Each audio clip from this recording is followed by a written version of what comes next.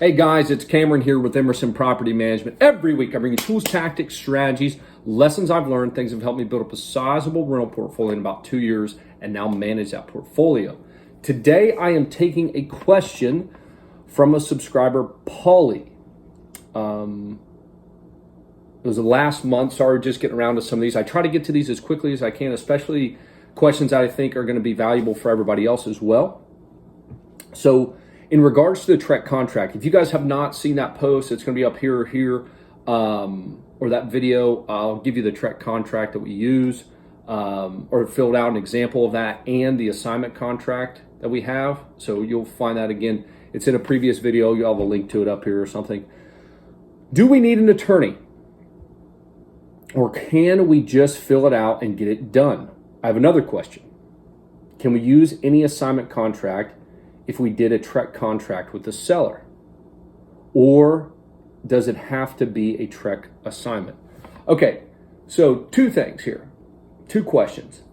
Do you need an attorney? Any licensed agent or person in real estate, if you ask if you need an attorney, they're gonna say it depends. So it really is on your comfort level. It's not a bad idea to sit down with an attorney and look at the contracts and understand what that all means. That was extremely helpful when I started. Is I had a mentor who I'd walk through everything with, right? You'd ask questions and you'd understand it. It's not that complicated once you understand it, but it's all in legalese speak. So it's all written to confuse the hell out of everybody. But once you understand it, then it really makes sense. So if that's what it takes, fine. If you don't have anybody else to ask, otherwise I just start asking some agents or somebody that you know who's doing deals. But having said that, I know I have another video regarding the agents. It's a common misconception that you cannot fill the contract out if you're not an agent. Anybody can fill out the TREC contract. It's a TREC, Texas Real Estate Commission contract. It's for anybody. It's advisable for people to use agents because if you don't have any expertise in this field, you could get taken advantage of. But anybody can fill it out. It's not against the law for two people who don't have agents to purchase and sell a property via the TREC contract. So you can fill it out. That I want to make that abundantly clear. That's kind of part one. So if you want an attorney, cool. That's not a bad idea to pay somebody a couple $100 an hour to look at it. Otherwise, I would ask somebody who who's doing deals to explain some of the contract for you.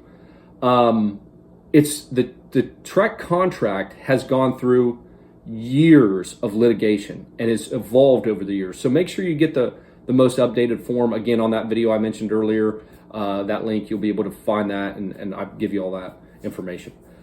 Second part, can we use the assignment contract if we did a TREC contract, or does it have to be a TREC assignment? So TREC does not have assignment contracts. That doesn't exist. So you can't do that.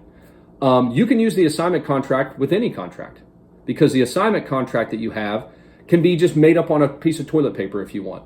I've seen one-page contracts, so you can have even shorter assignment contracts if you want. It makes no difference. The only reason my mentor had this assignment contract, and he got it from a massive company that did a bunch of contracts, so that's what I've used. The fact is, it doesn't really matter as long as it covers all your bases. So if you want to, going back to the attorney, have an attorney look at your assignment contract, whatever one you're going to use, and make sure it's suitable. You know, things evolve over the time. Laws change, so you don't want to just use an outdated version of something or something you found on the internet from 10 years ago, or even the stuff I give you. If you find it in a couple years, pay an attorney a couple $100, look at it, and then you'll have the comfort knowing that everything is still pertinent and not going to get you in trouble. But as far as the TREC contract with the seller, that's the contract you want to be using if you're buying property in Texas. If you are a wholesaler and locking up the deal, or you're even buying a property and working with an agent, 99% of the transactions are done through the TREC contract. If they're not, then again, you're wasting all those years of litigation and learnings that they've had that they've adjusted the TREC contract for. I don't know any agents that don't use the TREC contract. I don't even know if you can. I think that happened in one of the classes I took, but I don't think you as an agent, you can use anything but the TREC contract. So somebody might be able to correct me on that.